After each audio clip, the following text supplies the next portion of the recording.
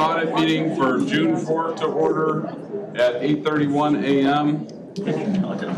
Yeah, that's all right. They'll figure it out.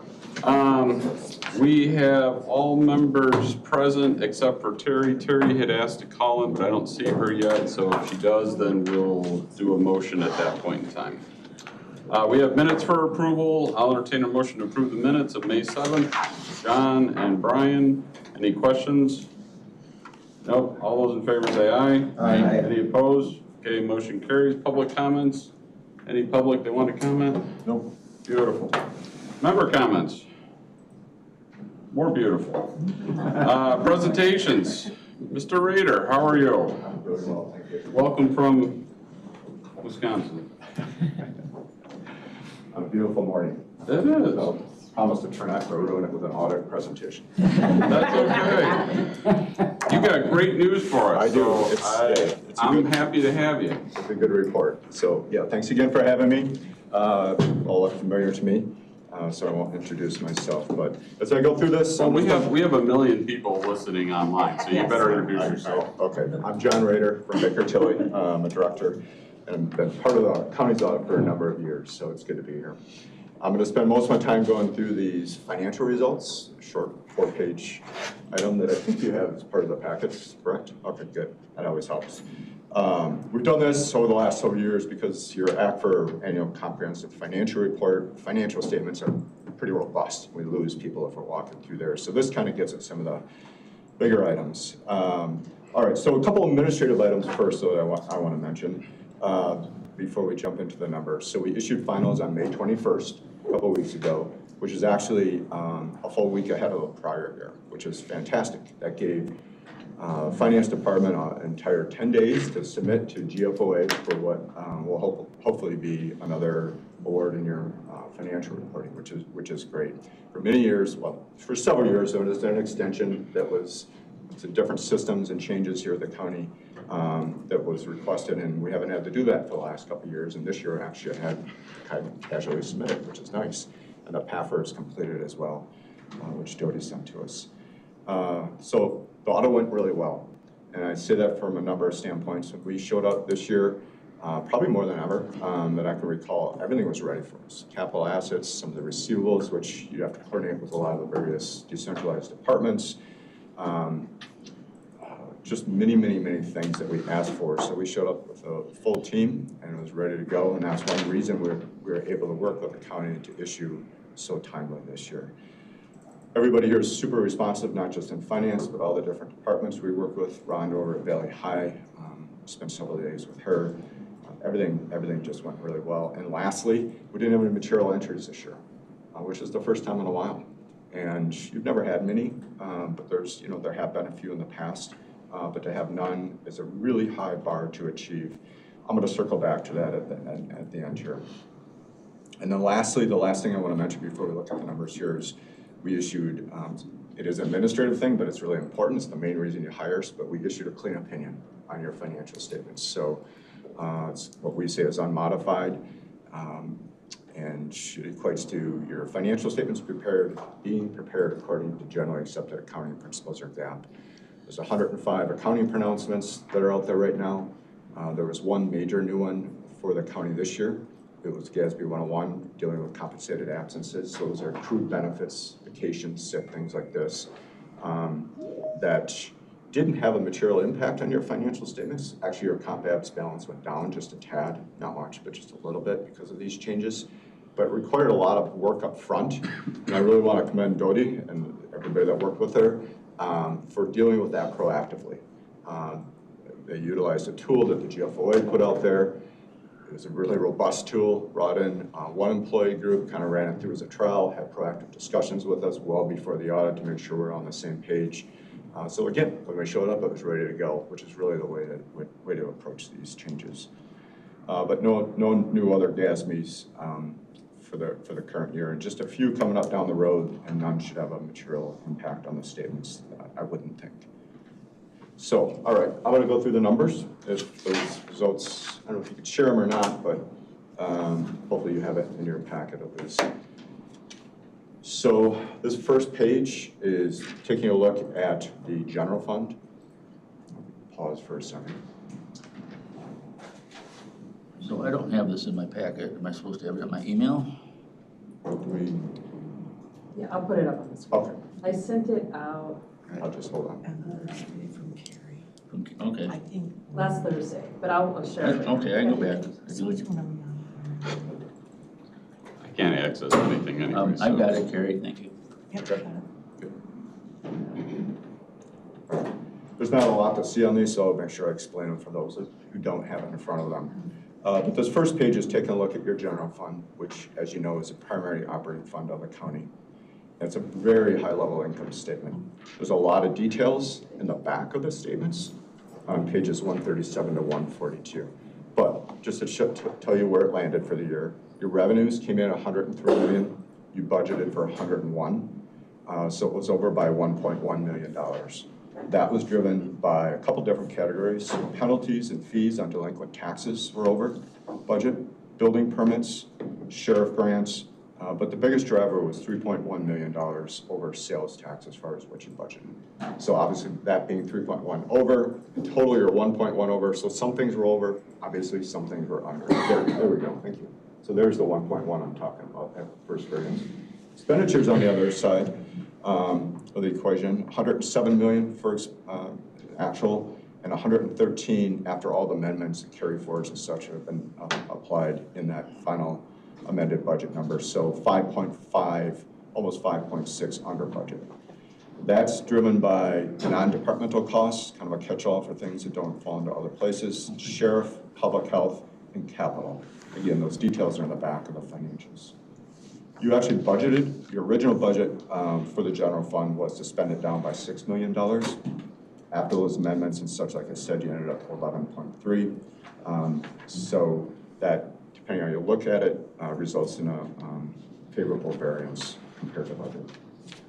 So the next page takes that same data and it compares it to your policy. And we also give a 3-year kind of bar graph, historical perspective of where the fund balance amounts have been. So this little table here breaks it down. You can have up to 5 categories of fund balance under GASB 54. The county utilizes 4 of those, which is pretty common for general funds. So I'm going to start with the most restrictive, and that's the non-spendable, $4.9 million for 2025. Most of that is made up of 2 amounts that have been advanced or loaned to 2 other funds, the IMRF fund and the Social Security fund. So that $4.4 million, it's like a long-term receivable, basically goes through cash and advances or loans. It's all balance sheet. Now I know this committee or the board made a decision to forgive those recently. So next year, those will come out of the fund balance, but it's only going to come out of the non-spendable. Your policy is driven by assigned and unassigned, so it's not going to impact that. And it will help those 2 funds, as you'll see on the next page, as far as their fund balance levels. But that's what makes up most of that. There's a little bit of inventory, a little bit of prepaids in there, and you can't spend those, and that's why that's categorized as such by GAAP. The next most restricted is just what it says, restricted, and those are based on external restrictions like grants and statutory limitations on the spending. Just about $600,000 in there. And then we get to assigned. And so that's, the assigned amount is 3.7, 1.7 of it is for capital purposes, and the balance, $2 million, is what you've applied to this year's budget, 2026. Okay? Not as quite as much as last year. Everything else is in unassigned, and that's that red portion in the actual bar graph. By far the majority of it, that overall is up $130,000 compared to last year. So not a big swing, but they do tick up a bit. Overall, you can see your fund balance from 24 to 25 decreased because you did have a loss in the fund of $4.7 million. We talked about it on the first page, but again, that was intentional. You compare that to the county's policy, and your policy really is taking the unrestricted portion of fund balance, so unassigned and assigned, and calculating how many months of expenditures are available or exist at the end of the year compared to the following year's budgeted expenditures, and you're at 5.7. That's still above your policy, and is a solid number when we compare it to other counties we audit.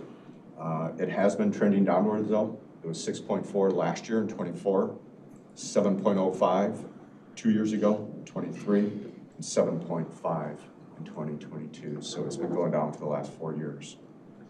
But again, that has been intentional through the budget process. Page 3, the financial results. The county obviously has many other funds. These are the first 1, 2, 3, 4, 5 funds going from left to right are your other major funds, and that's a calculated amount based on GASB 34. Mental health fund had a loss of $444,000, but again, you intended to spend that down through the budget by 1.9. IMRF also had a loss of 1.7. Again, sound like a broken record, but you plan to spend it down by 1.5. It is down to 118,000 fund balance at the end of the year. With the forgiveness of that advance, that should go back up, but that's something to be aware of, and I know the county is. ARPA fund had a surplus this year of $1 million, which seems a little bit odd, but that's a recognition of the interest that has been accrued in there. There's a lot more flexibility with the interest versus the grant dollars. The grant dollars should not flow into fund balance, but the interest can, and it can be spent in a different manner than the actual grant funds. This fund will be spent in its entirety, as you know, by the end of this fiscal year for items or for areas that have been obligated prior to the end of 2024. And then the last 2 funds here, the sales tax and the motor fuel tax and FT, both had pretty significant increases of $8 and $7 million. So healthy fund balances for both of those. All the other funds, the non-major funds, are accumulated in this column. Cumulatively it went up $7 million. I don't know how valuable that information is unless you look at the individual funds in the back of the financial statements. But these are largely funds that track grants and specific activities according to GASB 54 that don't flow into the general fund. Lastly, on page 4, it's taking a look at your 2 enterprise funds and your internal service. So Valley High, being the first one, had a loss this year of $2.2 million. The revenues were actually up compared to 24 by 1.7, but expenses were up $2.8 million when you compare it to last year, which drove that loss. In 2024, it also had a loss of $521,000. I know there's been a lot of capital improvements and such out there without issuing debt. So still in a healthy position, but that's one thing to be aware of. We audit quite a few facilities as this, and it can be a kind of a challenging environment these days to be sustainable. And then the 911 fund had a loss as well of $875,000. Revenues were down in this fund by $400,000. Expenses were also down, but only by $200,000. And it did have a loss last year too of $519,000. And then your internal service fund is for health insurance purposes, and this had a loss as well as $325,000. Last year had a gain. That's the nature of an internal service fund. It is self-funded, and so it's going to depend upon the claims that run through their claim history each year. So those were up, which caused that loss. Normally we have a slide or two that focus on debt. The county hasn't had any debt for the last several years, so that's kind of nice for a lot of reasons. And so that's it on the numbers. I have a couple other things to mention on the reporting and insights, which is the other document that we released as part of our audit. And most of this is kind of template language, a lot of required communications in here.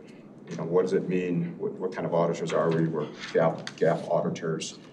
New GASBs, some information on those. But I think the thing that probably draws the most attention to places we go to is on page 6 and 7. And these are internal control matters. This is something that I wanted to end with because it is really commendable how the county has gotten to this point, but there's no material weaknesses or significant deficiencies. Not only did you not have any material entries during the course of the audit this year, like I mentioned at the outset, but you prepared your entire set of financial statements with very few modifications from our 3-level review, which is pretty robust. Making sure all the various GAAP disclosures are in there. I mean, that's a really hard part to achieve. We just don't have many governments that we audit throughout the country that do that. So the county had that going many years ago, kind of, a lot of changes and things going on, where it wasn't a major concern, but I know you want to get back to that point. And so many places that we go to are just kind of like, well, that's just the way it is. But the county finance department, others that they work with, administration, this committee has taken a keen interest in making sure that they kept moving that dial forward, and you've done that. And so it's hats off to everybody involved in that effort. It's a big one. So I'm going to end it, or I'm going to pause it there at least, see if you have any questions. Committee members? Brian, go ahead. So when can we expect the trophy? Auditors don't get trophies. Not even participation trophies? Maybe that. No, I just wanted to say kudos to the entire team here. And we're so pleased and significantly grateful. You did a fantastic job, and it hasn't been easy over the last 3 years, kind of going through some of the changes, but really appreciate it. And thank you for your partnership. I think that's really important as well. Absolutely. So great. Everybody's great to work with. And I should have said, it's not only important for the audit, but it's important for your budget process, for the departments, monitoring budget to actuals, so many things that you do, grant reporting and such, that you've got reliable financial information. Other members? It's fantastic, thank you. And thank you to staff. As Brian said it, a lot of hard work went into that. So. Okay, so I'm going to ask the tough question. So out of all of the entities that you audit, how many entities achieve this, or what percent achieve this? We did remember Heather Aker when she was principal here. I think it was an initiative of hers, so probably 10 years ago, but it was 95% or so have that finding. I don't think it's been updated since, but I would say that's still accurate. There's been no major changes in that. If anything, it's probably become fewer because it's hard to find and retain good finance people in government these days. I'd say less than 5%. Me personally, I have one of them.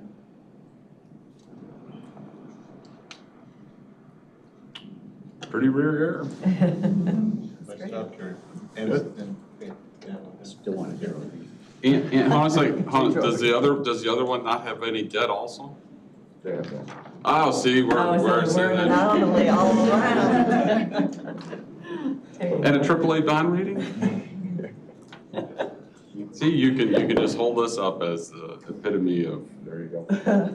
what the people want to achieve. All right. We had a trophy. We're still working through the compliance audit, the single audit that just got planned yesterday, and I'm going to review it tomorrow, but that's scheduled to happen soon.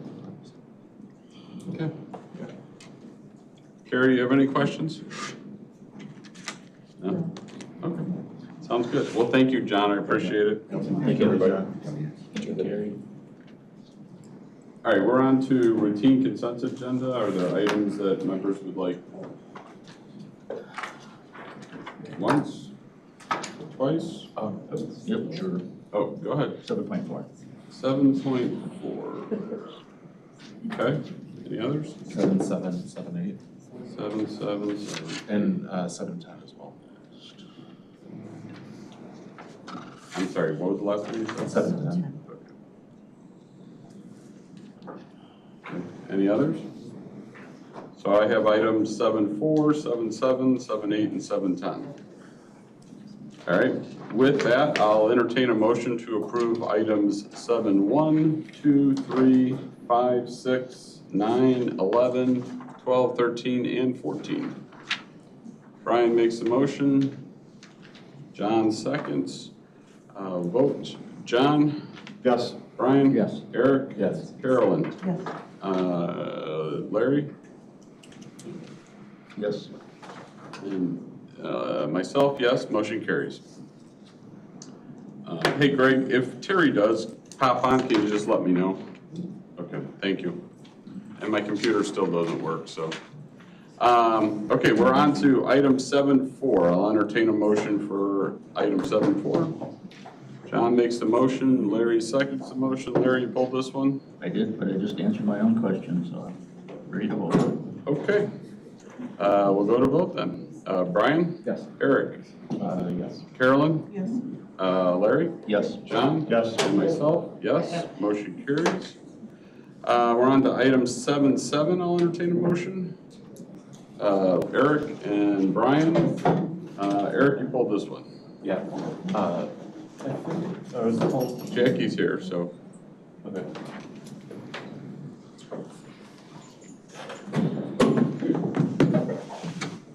Sorry, we have the mass exodus, as everybody, they have a sigh of relief like, I didn't get pulled.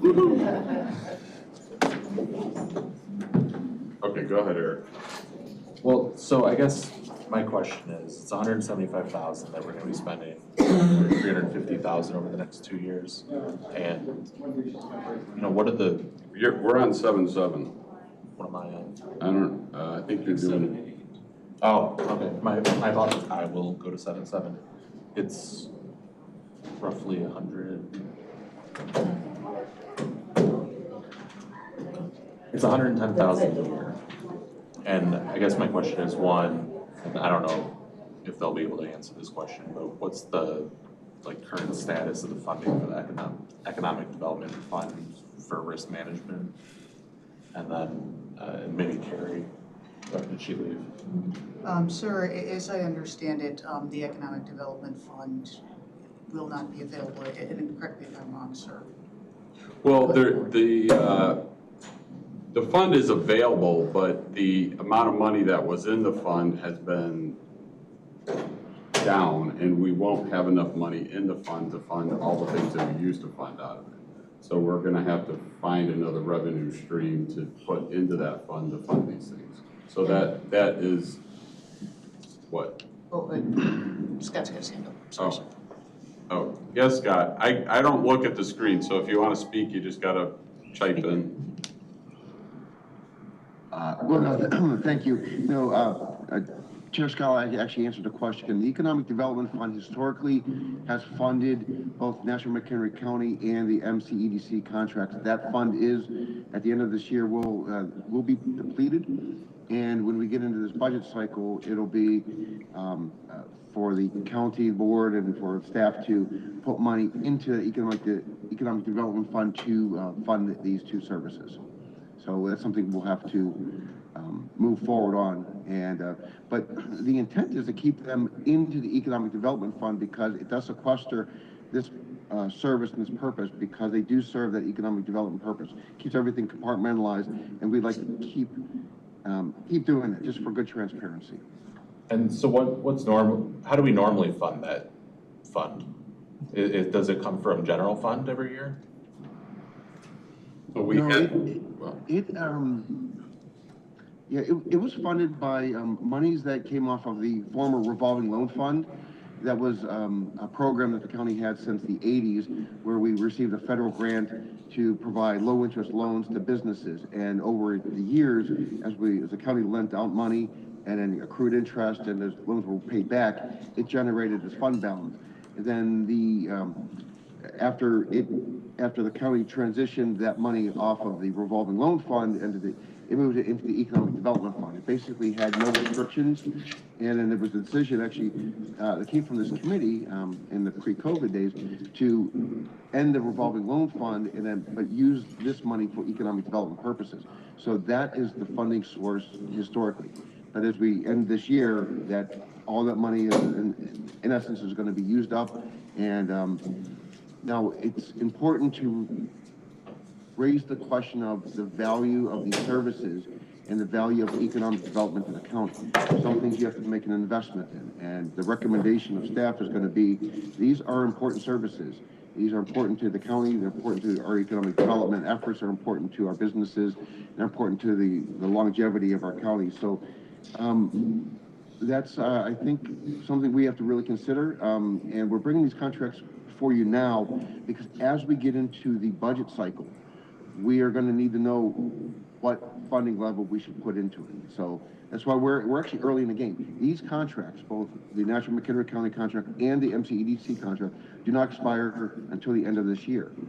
But we'd like to get this on the table. We'd like to get this, these contracts in place and resolved, so we know going into the budget, how we're going to then fund them, how we're gonna move money into the Economic Development Fund. Well, I guess, what are your thoughts on that? I mean, is the idea right now that we'd be pulling it from the general fund, or is there an alternative source? We're not there yet, but, you know, the worst case scenario is, yes, we would pull from the general fund, or we would look at other services we would not fund in order to fund these. Do we have an idea of what those services might look like that we're considering if we don't pull it from the general fund? Yeah, we have some options. I'd rather not go public with them right now.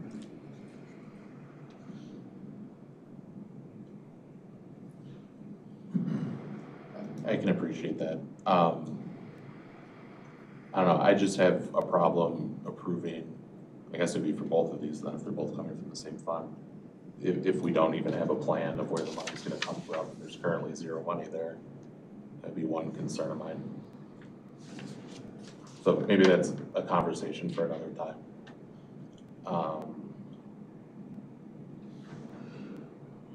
As far as the, you know, the value in economic development, what are the, I guess, like the specific deliverables? Like, how do we measure ROI on this funding?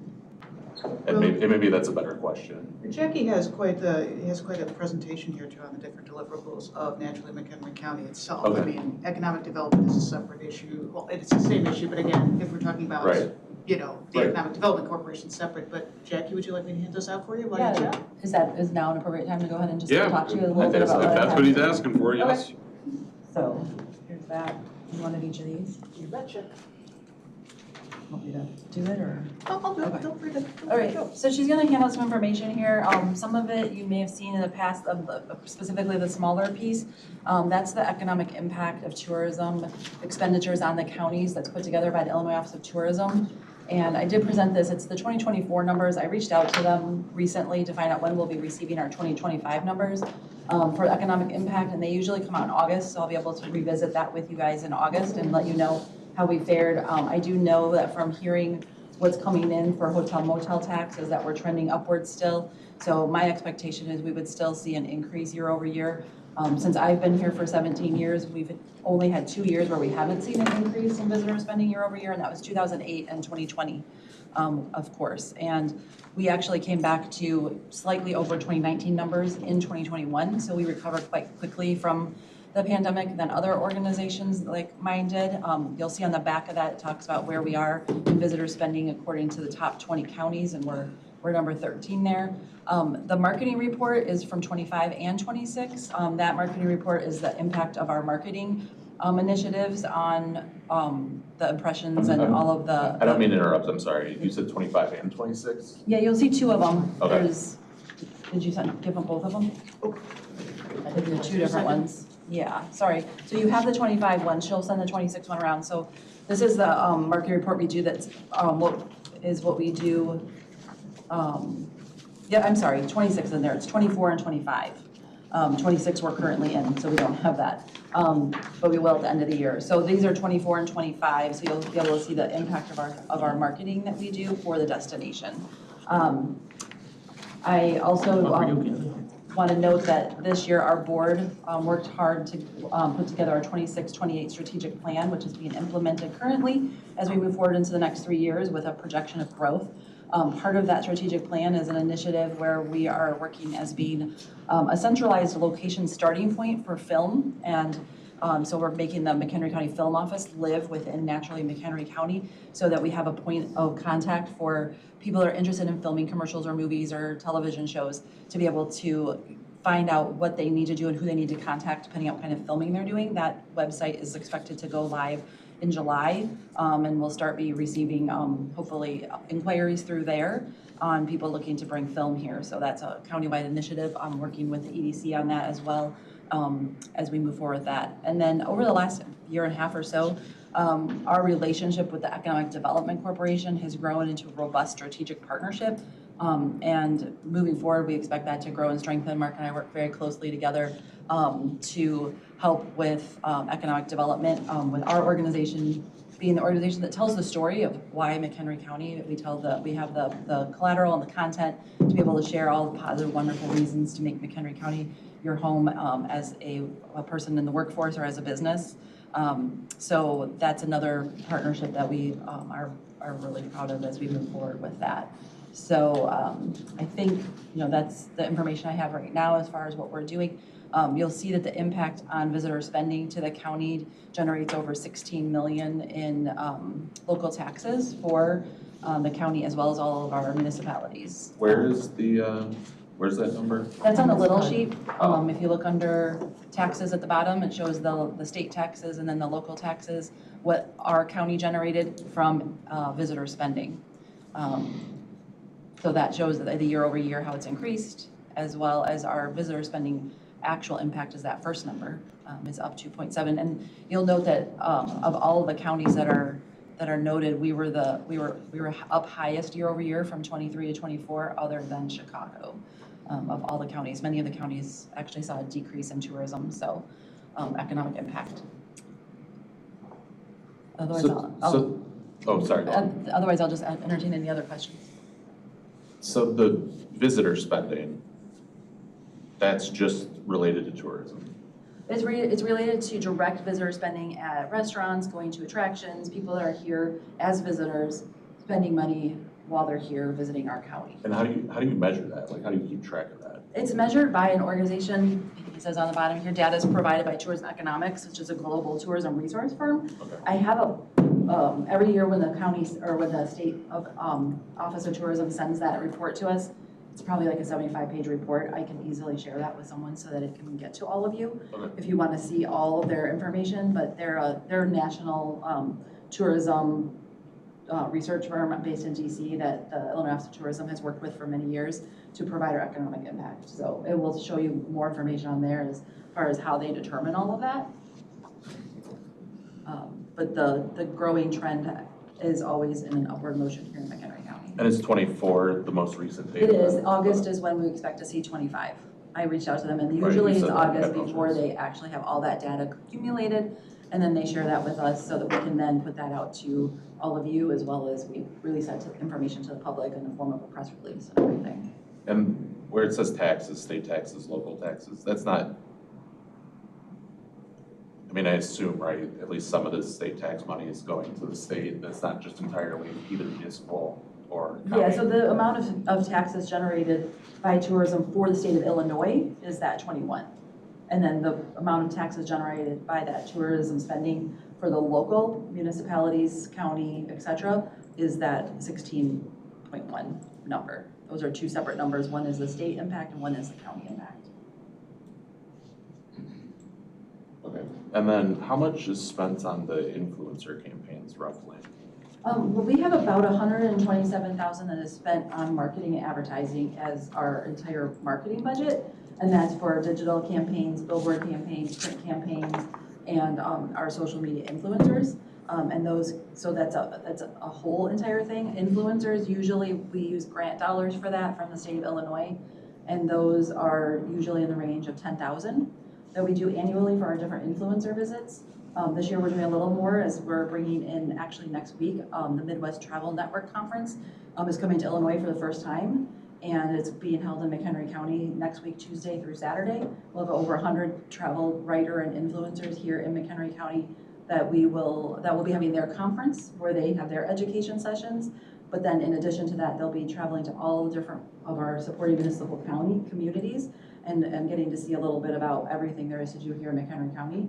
So we're doing a little bit more, and I'd say we're getting closer to like about $20,000 this year that we're spending for that influencer impact that we're going to receive from all of those people, those Midwest influencer and travel writers being here in our county for a week.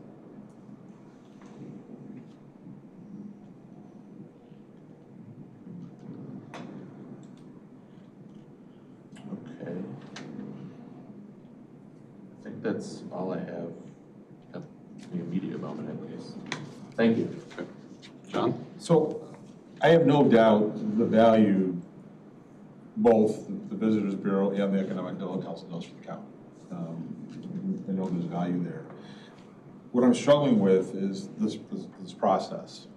We're being asked to approve funding for 2027, and we're not even in our budget process yet. And to me, this should be part of that whole process.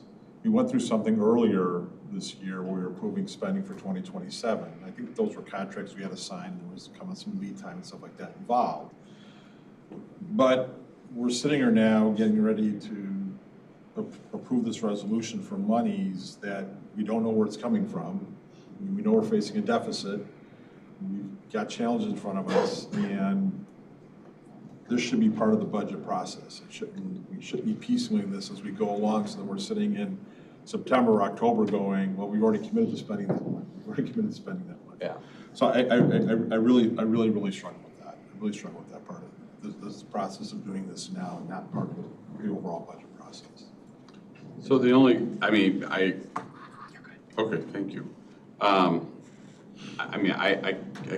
can't speak to visit McHenry County, but I'm sure it's pretty close to the same. So our problem is we're starting to do our budget for next year.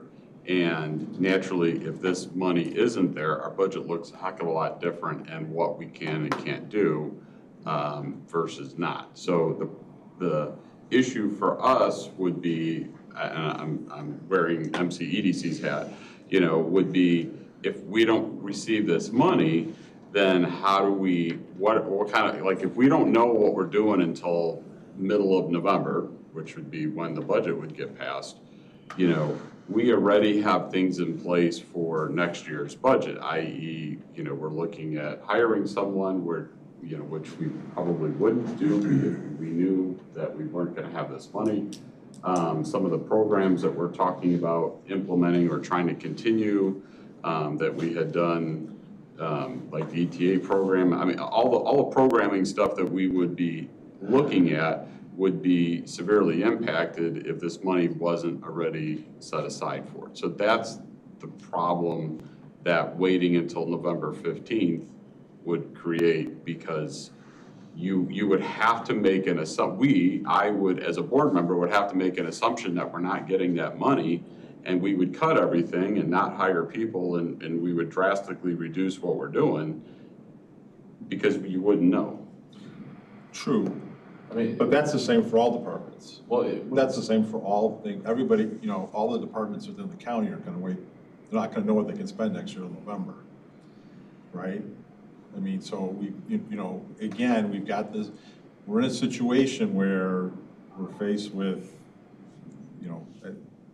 whatever that number may be, shortfall, and how do we address that? This is part of that process of addressing that. And just to add on to that, it's kind of the same thing for us, right? I can understand, I can appreciate the impact on your, when is the budget for MCEDC? December. We approve it like at the December board meeting is what we, But- so we're going through the process. Naturally, it runs on the state cycle. So again, When's McHenry, or when's naturally McHenry? So we're fiscal year, we're just ending our fiscal year 26 right now in June, and so we'll be starting our fiscal year 27 moving forward. And also another part of this is the majority of our budget is state grant from the local tourism and convention bureau budget, or grant that we receive, that's hotel taxes that are occupancy taxes that go down to the state and then reinvested in tourism, and we have to match that. So if we don't have the dollars, and we rely on this, all of our funding, but this is a good portion of it to match that grant of over $350,000. We match at 40%. So we have over $120,000 that we have to match locally. And if we aren't able to, then we leave that money on the table. They put it into the fund and they disperse it to other convention and visitors bureaus throughout the state, because we wouldn't be able to receive all that funding. So the money I'm sorry. No, go ahead. So the money we give you, the state matches at 60%. Am I saying that the right way? Well, we're using that to match the state funding, so. Which you wouldn't get if we didn't. Correct. So that money is generating other revenue. It is, 100%. When are those applications for the grants? I will the budget's just been approved by the state. Once that's approved and goes through, then they do the allocation formula, and usually by the end of June or the beginning of July, we receive our number, and then I have to submit the grant within 60 days. And, but we've already got to start spending it, prior to that in hopes that everything goes through. We've been receiving the grant since 2008, and we've always received the grant and been able to match it. And every year a grant has been increasing and going up just based on the formula of population, sales tax, food and beverage tax, as well as occupancy tax here, is how the formula is figured out. And our match, and the monies that we put in, at 110,000, in this contract that we're putting before you is 110 this year. The option year to extend is also 110. Mind you, it's an option year. And the previous 3 years had also been 110. So again, state is going up, we're staying flat. Okay. As far as the revenue. As far as our contribution goes. Right. All right, John, I'm sorry, did you have anything else? No, just, and I understand the timelines, I really do. I take your point. We've gotten ourselves, I think, into this process where we're approving funds for 2027. We have no idea what we're gonna be able to spend in 2027. And we're making commitments that is gonna impact other, Scott indicated that there may be other services that we don't have to do that can pay for this. And I don't wanna put words in his mouth, that's what I heard him say. But, without knowing what that is or what that impact is, I may not wanna cut those services. I may think they're more valuable. I'm not saying they are or they're not. But, we don't have all that information in front of us today. And that's troublesome for me. That's troublesome. Brian? Yeah, I appreciate the questions and comments that have been made by colleagues to points. But I think there are three things that are pretty factual that we just have to kind of consider. The first is that talk about haven't started the planning process. In my mind, the planning process started in January of this year. I mean, we've been talking about what we need to do and what we can do, and this is June. I mean, we're halfway through the year now, and we are starting to plan. And so this, to me, is a part of that discussion, which is a portion of the aggregate conversation, which must take place in terms of budget formation. So I don't have any problem with considering this or any other thing that comes before us starting immediately. And the second thing is that I think we just have to look at the income generation that is derived from the economic development area and National McHenry County. They are bringing money to this county. This is a source of revenue.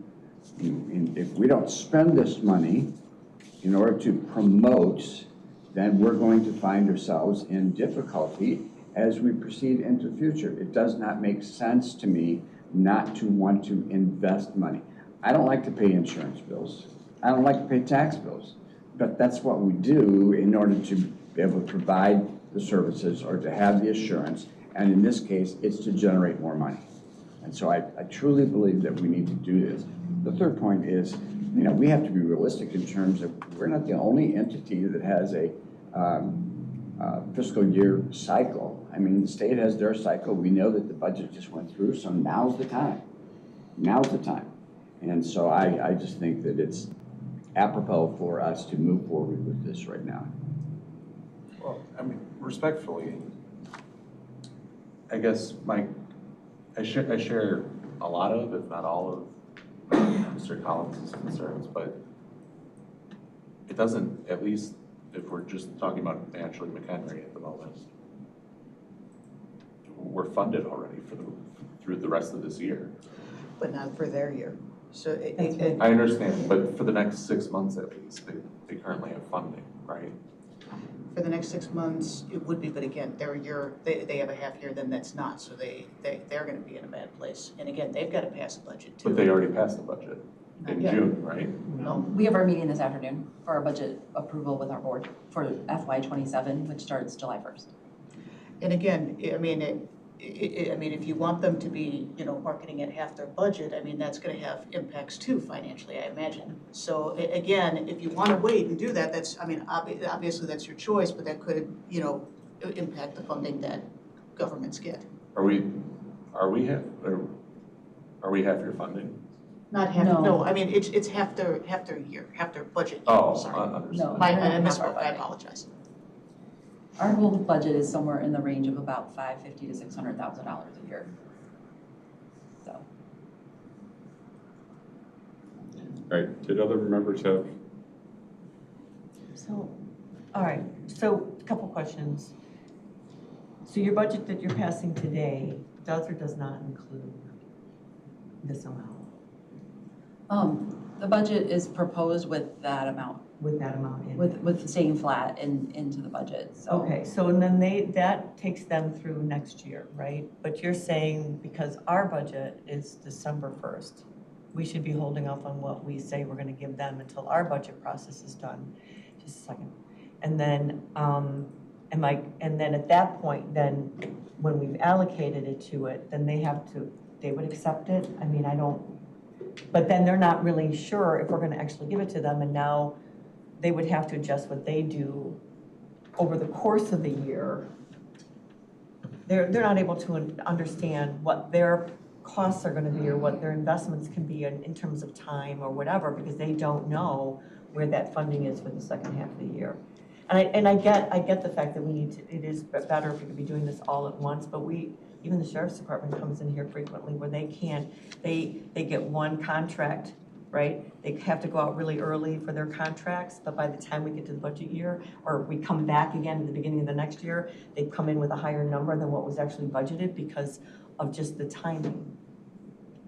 And so there are gonna be times when maybe we have to make exceptions in terms of the timing of reviewing it. I don't know. I mean, Because I can appreciate what the EDC now is challenged with too, if they're not gonna know what their budget is gonna be. Though they're a little bit different because their budget's hasn't happened yet. well, and I guess, Mike, to contrast it, I would just, or to make the distinction between your example, the sheriff's department, and naturally McHenry is, obviously, we have to provide, sheriff services, throughout the county. That's not something we can avoid. It's not like we're gonna skip we did a contract for body armor today. It's not like we're gonna skip out on that. So we know that's expected, we have to do it. I'm not saying, by the way, I'm not saying that's what you were saying, but I'm just saying there are certain services we have to provide, and there's certain services we don't. And, as far as the timing issue might be involved with, right, the clerk's office with election costs or expenses, these are all things that we're required to do. This isn't something that we're required to do. And the fund for it is currently at $0, which means we're gonna have to pull, between this and MCEDC, we're gonna have to pull another roughly $300,000 out of the general fund, which is, I assume, the exact opposite of what everyone would like to have happen, right? I mean, I don't know. Okay, before I go, Larry, haven't had a chance to speak. Yeah, I thought that I would agree with Brian, because this is an investment. The timing, unfortunately, doesn't work as good as it could for considerations with the budget, but I see it as an investment, and I have no problem doing it right now. With their budget constrictions and timing, we need to do it, so. Brian? It's an uncomfortable statement, but, we do talk about budgeting, and that's the way it operates, and that's where it should. We've been disappointed in the fact that in the past, we've kind of waited until we get into the real quote-unquote budgeting discussions in, August, September. But we just had a pretty robust conversation about, the compensation for board members and the benefits for board members. That was a part of our conversation. So I don't think this is out of line. I think we're doing a better job right now of talking about things earlier and getting a better picture as we go into the actual budget formation. So again, I have no problem with the timing whatsoever. Most appropriate. I don't have a problem necessarily with the timing. It's just, we don't know what services would be cut potentially, right? We don't know where the revenue source would come from. We think it might be general fund, it could be something else. The fund for it currently is at $0, and I don't even, and maybe you can answer it. What do you have, I see like you have like the number of impressions like going up from 10.1 in 24 to 11.4 in 25, engagements. It looks like I think everything's up from 24 to 25. But do you have, and I know you have this, the economic impact, but do you have a way to like measure, I guess, the return?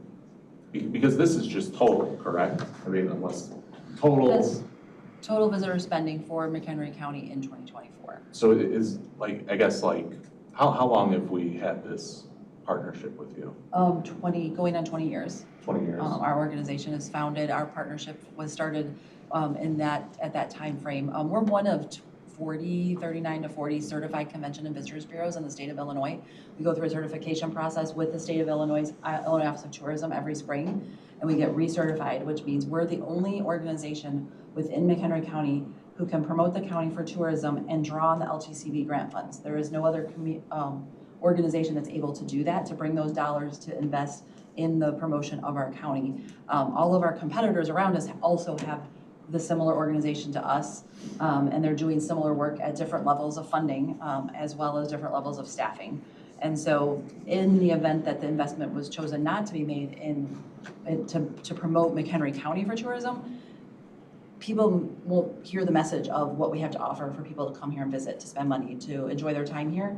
And a lot of the return on a person coming to visit a place is then we start seeing people are like, I want to potentially move there and I want to bring my business there.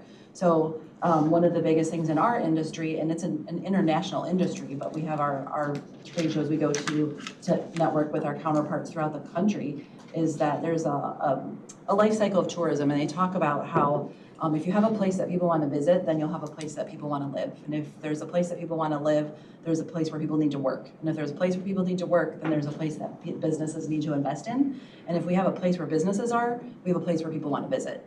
But it all starts with that visit, because no one ever comes and throws a dart at a map and says, okay, I'm putting my business in McHenry County, and never visits first to see what is the landscape, what's the culture, do I want to be there, am I going to have great quality of life? So we're there to help tell that story, create that content for our organization to bring visitors in, but it also impacts all the people that live here to know where they can go and spend their time, so they're not necessarily going to Lake Geneva all the time or going to Chicago. They know there's things they can do in their own backyard to generate income. And it's people that are spending dollars while they're here that generate taxes. It generates food and beverage tax and sales tax and occupancy tax and all of those things, and then potentially also turns into a business that relocates here, or a person that chooses to move here because they want to work here and live here. So it really is an investment, and we aren't in a vacuum here in McHenry County. We have to consider all of our counterparts around us and our competition, and Wisconsin being right above us with Lake Geneva, they get they're pulling people through McHenry County. They drive to Chicago, they drive to Lake Geneva. We need to tell our story so that people know we're here. And if you stop telling your story, then that message isn't there, and then we're not first in mind as a place to come, and then we start losing that impact and that investment. So right, and I understand, and I appreciate that it's an investment, but are you able to say or do you have data on like what the actual measurables are of your impact? I mean, the biggest thing is the visitor spending and our tax generation that we're generating, the tax revenue that's being generated, and then the media value for the advertising and marketing that we do to draw people into here, as well as being the brand manager for the McHenry County brand, which is your brand as well. We have a shared brand between our three organizations. As you see on your name tags right in front of you, the McHenry County, Illinois brand was created through a partnership three years ago with the county government, the EDC, and us. And so we help to make sure that brand stays clean and crisp and front of mind for people. So there's that service as well that we're providing. And we amplify each other. So again, they amplify us, we amplify them, and again, we amplify them. I mean, if, the Thrive newsletters, again, the county, And I'm not denying that. I'm just, we keep talking about how it's investment. I just want to know what the return is. I know overall. You don't like these figures that are here? All these data? These figures? Yeah, you don't like this? I like dollar figures, yeah. Okay, may I ask to share some information on the EDC, because I think per Jackie's point, you can see the impact of the work that tourism is doing through the economic impact that's translated into the business locations here. And I have some of that information prepared if you'll allow me to share it. Alicia, will you hand me the remote? I can't, we're not discussing yours yet. Okay, So fair enough, sorry. I mean, The other thing I think that has not been said, it's very important, is that Visitors Bureau here and Economic Development has incredible relationships with local municipalities.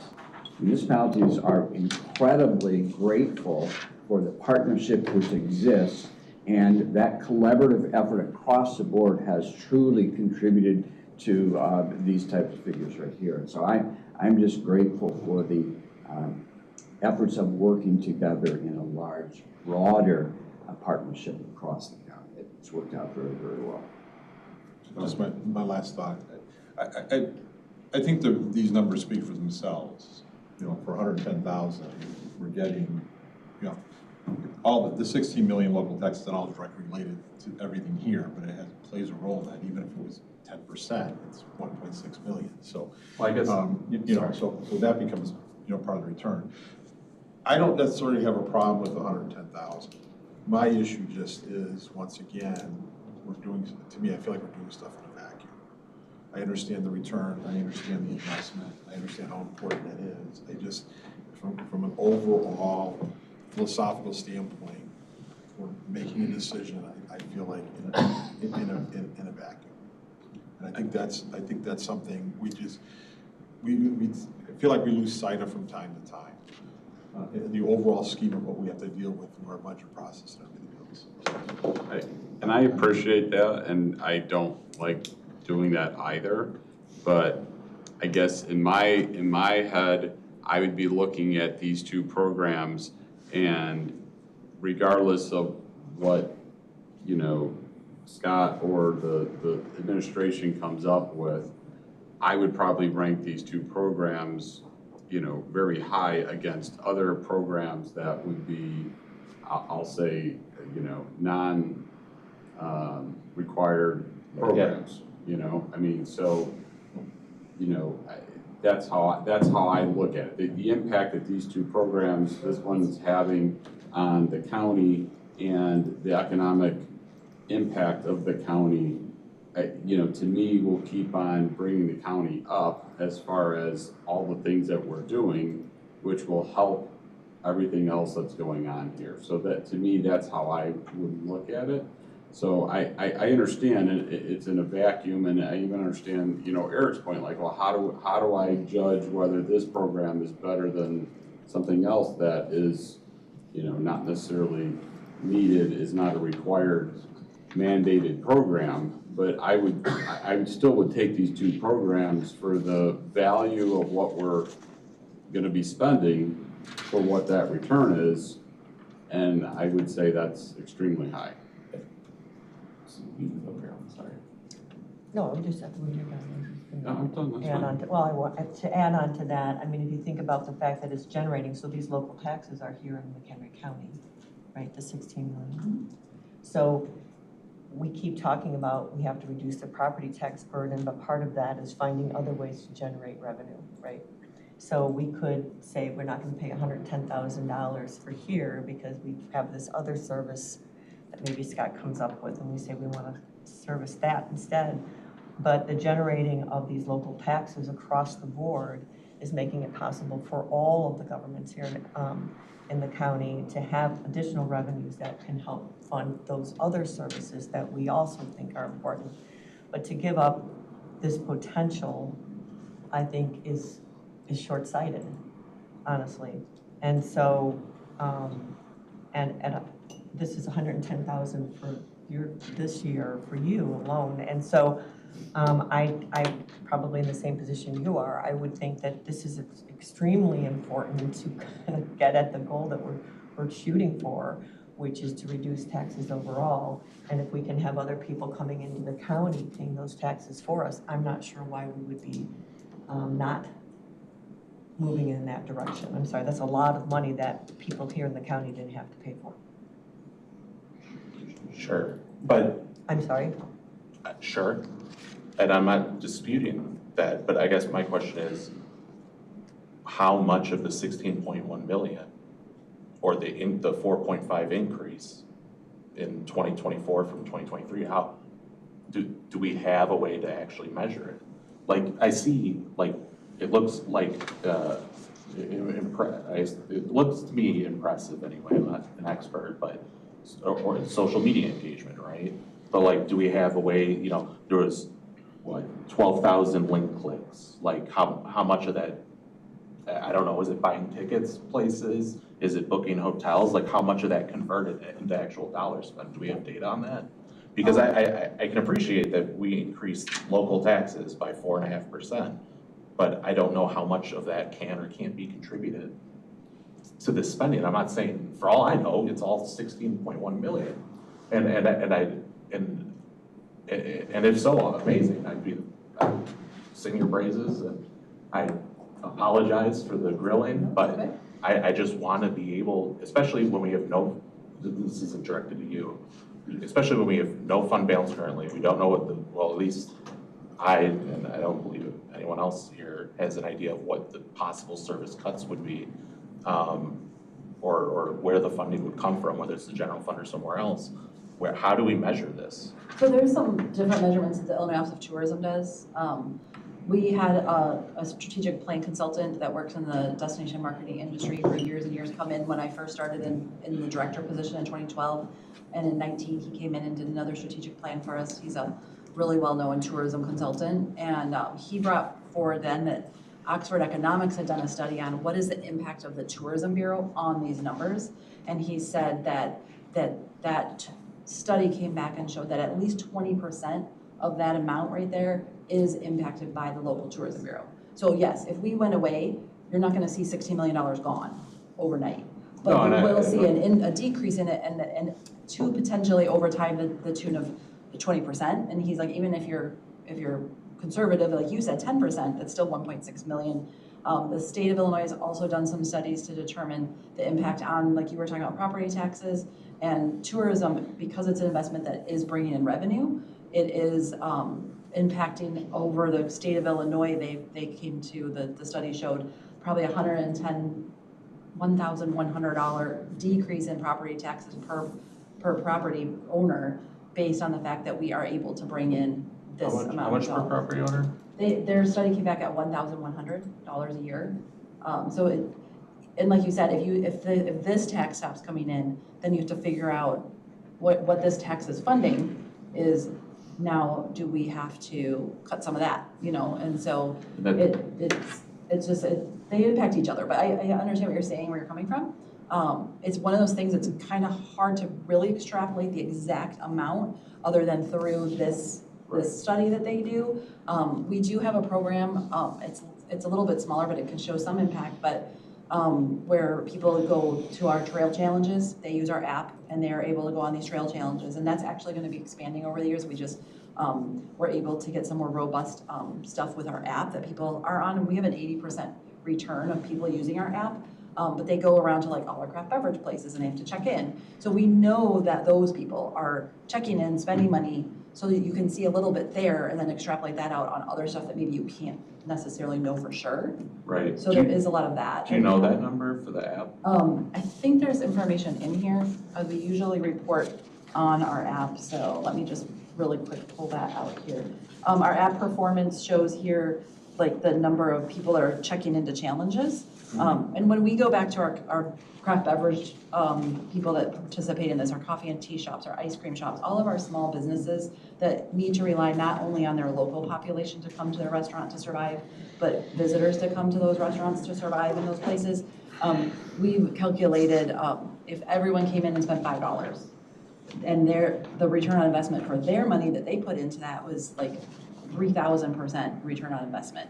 So I don't have like the exact number now if I took my calculator out, but I could put that together. Okay. When we do our municipality app marketing reports, because like I said, we do partner with municipalities who fund us as well and support us. We have 8 of those in our county that fund us at levels anywhere from $6,000 to $20,000 annually. we present the same thing for them, but it's based on the marketing we've done that impacted just their community, not the county as a whole. And we're showing anywhere in the ranges of like $75,000 to $86,000 return on investment for that marketing spend. Meaning all the advertising that we did for them, if they did it themselves, would have cost their municipality $86,000 to promote their municipality, and they're investing $10,000 or $20,000. So they're seeing a huge return on their investment as Brian Zager had mentioned, for their community by working with us. And so they continue to fund us because of the marketing we're doing for them. This we put together as a marketing as the county as a whole. So this is everything we do that doesn't specifically target one community. So that's kind of, you can extrapolate that to all of the advertising we're doing here is probably going to go into that $80,000 on average for each community by times 8. Is going to show your marketing ad buy impact on the whole county as a whole. Okay. Yeah, I'd love to see that. And then I'll end, I'm not gonna continue on, but one last thing, and I apologize, I heard it's your birthday, so happy birthday. and I'm sorry to spend your morning. Hey, you know what, it Here, starts here and I end with a board talking to- meeting with my lovely board, so it's okay. It happens when you're an adult, right? I don't know if you noticed this morning, but Chairman Scala also has a demonstrative exhibit too, right there, my favorite. Oh, yeah, there I am. Jackie's also on the front page of the paper as a woman of Good. distinction today. And on too. page 3, Well, congratulations. up at the podium. Yeah, congratulations. That's fantastic. Yeah, there I am. Happy birthday. That was yesterday, it was wonderful, thank you. But I would be interested in this. I'd be happy to share any of that information with you. So I'll work with my marketing manager and put some information together for you on the impact of our challenges and then the ad buy spend back on the county. All right, any more grilling? No? Okay, we'll go to vote on item 7.7 then. Eric, you're up first. At this point, no, but Okay. I could change my mind about the meeting. That's fine. Carolyn? Yes. Larry? Yes. John? Yes. Brian? Yes. And myself, yes. Okay, motion carries. Thank you. 7.8, I'll entertain a motion for item 7.8. Eric and Larry. All right, now if you'd like to do your presentation. Please, thank you. Yeah.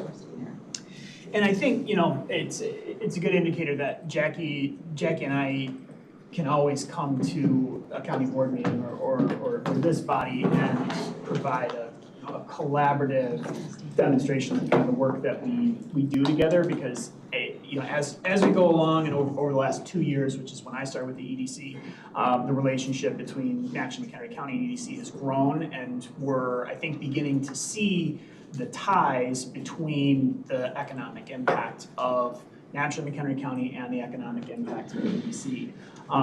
I did prepare a brief presentation that captures some of the questions that you were asking prior.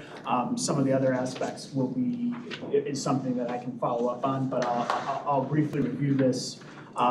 Just a refresher on how the MCEDC is funded and how it breaks down. At present, the county contract represents right under 40% of our revenue, and private investment plus municipal support is right around 21. Our programs and events, which would include revenue from things like the McHenry County Enterprise Zone Administratorship, our annual dinner is 32, and then grants independent of the county or ARPA is around 6%. None of this up here includes the ARPA funds. That is exclusively isolated to the Strong Transitions program, so we don't incorporate it into this. It's kind of its own separate budget. But what this translates to is that for every dollar that the county invests in the EDC, we go out and raise $2.60 to supplement it. We've seen growth in our private sector investors we're up to 43 in 2024. When we had this meeting 2 years ago, we saw 31. So I think that's an indicator that the private sector is identifying value in the MCEDC, and then 4 out of 5 of those revenue streams have grown over the last 2 years. The county has stayed flat, understandably, it's in a contract, but we are seeing revenue growth kind of across the board. Any questions on on how this public-private partnership model is funded? But what's really critical, I think, to evaluate is the tangible results that we've seen. Now, this captures 2024 and 2025.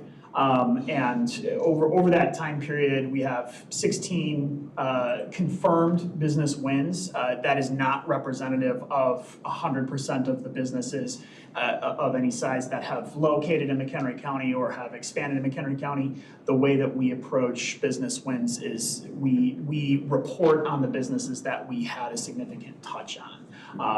Obviously there are a number of things that we do related to economic growth that isn't exclusively associated to business attraction, retention, and expansion. There are more long-term efforts and initiatives, but from a direct what have we done lately, this is a really good indicator of that. So in that period, 2024 to 26, we had a number of manufacturing and distribution locations. Many of those are collaborative efforts with municipalities where we welcomed some new businesses, but you can see the capital investment and the job growth. Just a note on how we measure, we evaluate and measure that. Attraction versus retention means, was the business here prior? Is it a new market entrant? So if it didn't have a presence in McHenry County, that's an attraction effort. When you see retention, that means that there is the potential for that business to locate out of McHenry County. So we are at risk of losing that business. And then an expansion means that they have an existing location. There isn't a risk of them relocating, but we do assist them in their growth regardless. So this again is not representative of the entirety of that capital investment number, but these were just some of the key highlights that we worked, number one, very diligently on, and number two are ones that I think are significant from a future growth perspective. If I can turn your attention to the active pipeline, these are just a selection of a few of the projects that we have. As you can see, it's close to $400 million in prospective projects, retention, expansion, and attraction across the board. These are projects that maybe one of them is likely to be announced in 2026. Other projects are very likely to take 2 or 3 years before the county gets to realize their advantage. We talked a lot about like what during a discussion with Naturally, we talked a lot about like what does this really mean from a perspective of how do we measure those dollars going into the county? Because capital investment is indicative of the investment that the company makes, whether that's a capitalized lease costs, building acquisition, what have you. It isn't necessarily property taxes, and that's certainly something we want to measure. We at this point don't have access to REMI software, which is the tool that allows us to make those kinds of projections. In adherence with the county contract, we do retain in-plan software, but what in-plan does is more focused on the overall economic impact from the jobs that are created, not the capital impact. It doesn't take into account the impact on the EAV. That's something I've worked a little bit with Alejandro on to try to create some back-of-the-napkin calculations, but not something that I would want to sign my name to at this time. So moving on, I'm on a different computer. Go ahead. Before you, so that's the $1 million 90.3 million. Capital investment in McHenry County. That's capital investment that happened in McHenry County between 2024 and 2026. And same thing, the 40 new jobs are at least located in McHenry County? Yeah. Okay. Yes, and so those are jobs that report to work in McHenry County. Okay. That does not mean that those individuals Right, live of course. in McHenry County, but you know, in the case of Action Packaging, they relocated from Bensonville. I know that a number of their employees ultimately decided to relocate to McHenry County. So from an individual attraction number, I mean, that's really important, right? AFA Dispensing, that is an example of foreign direct investment in McHenry County. So they're, you know, their CEO has a house here now. They're from the Netherlands. Elite Health Partners, they were a relocation out of Colorado. Hansel LP is a German company. So, you know, we're really able to kind of look at, these employees, not only are we attracting employees from elsewhere, we're also creating an opportunity for McHenry County residents to work in these critical industries. And these aren't even all of them. So these are just 4 examples, and it was $42 million in capital investment from 24 to 26 with 70, 80, roughly 100 new jobs, or 100 jobs. Yep. Okay. Yeah, so and like I said, that's just a smattering of examples. We do incorporate the projects that we win through the Enterprise Zone program as well. So, you know, if you look at sort of the industry mix, you'll see manufacturing, distribution, and logistics, and we'll even expand into retail and restaurant because the Enterprise Zone is eligible for those projects. So it really runs the gamut in terms of, you know, you'll see large capital investment, you'll see small capital investment. Okay. But, you know, that business base that we have in McHenry County, ultimately, the more it grows, the more the tax base is distributed. And so I think it's important we take a holistic approach to looking at all the businesses there. Any more questions on that portion? I did put together just a couple of additional values that are, you know, a little bit more challenging to put a defined number on. Enterprise Zone Administration is, you know, MCEDC is the contract administrator for the Enterprise Zone. I think it's important to note that the Enterprise Zone has no direct cost to McHenry County, aside from Adam's generous assistance with, you know, managing the meetings and so on and so forth, but I would say that's a negligible amount. So that's something that the MCEDC, it's a negligible amount in the sense, in the broader scheme of your duties. It's critical to the functionality of the zone, and it's much appreciated. But, you know, this is I think an example of really quality collaboration between the county, 3 municipalities to create an incentive that you know, retains businesses. Project Paver is one that I would indicate where we actually came together and amended the boundaries of the zone in order to provide these benefits to that business, and we'll keep them in McHenry County. You saw that on the last page. It's about a $7 million capital investment with 28 retained employees, but they have locations in Wisconsin and Canada, and we're considering you know, going elsewhere as well.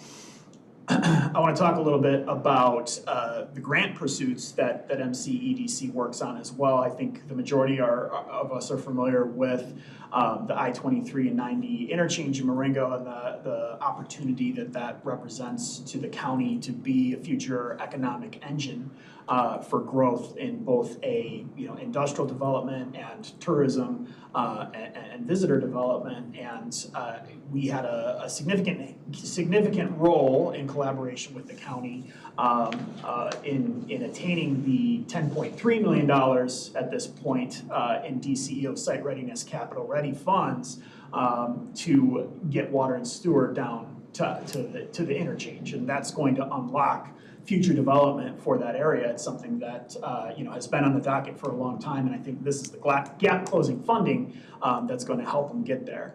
In addition to that, we've aided in 3 planning level projects, one in McHenry, one in the city of Harvard, and then one that isn't announced yet, so I can't share, but representing just under $400,000. And what that's going to do is allow those municipalities to invest in in building out the geotechnical studies, archaeological studies, all of the things on these sites that are inhibiting them from attracting large users in development.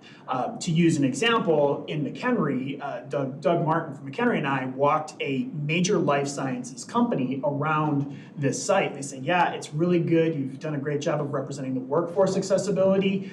The problem is we don't know if those drain tiles that show up on the GIS system are going to be a problem in this, and so therefore we're out. We have a very short timeline. We have to make this decision right now, and if you could present that, we feasibly could make a decision here. But so that project went down the street, and so with that investment, they're going to be able to do some of that work to identify drain tiles, what's under the wetland delineations and things like that, so we can present and promote ready sites to companies that are interested. And so we're really proud of that work, and I think it's something that is going to continue to generate on itself, because with those planning grants, the state is very motivated to have those municipalities that receive them reapply for capital ready when it's time to put the infrastructure into the ground to serve those sites.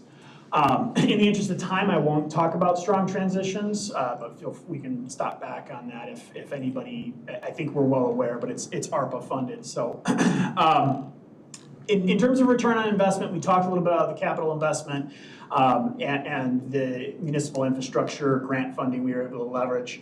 For every dollar that the county invested in MCEDC over the last 2 years, $250 came back to it in confirmed capital investment.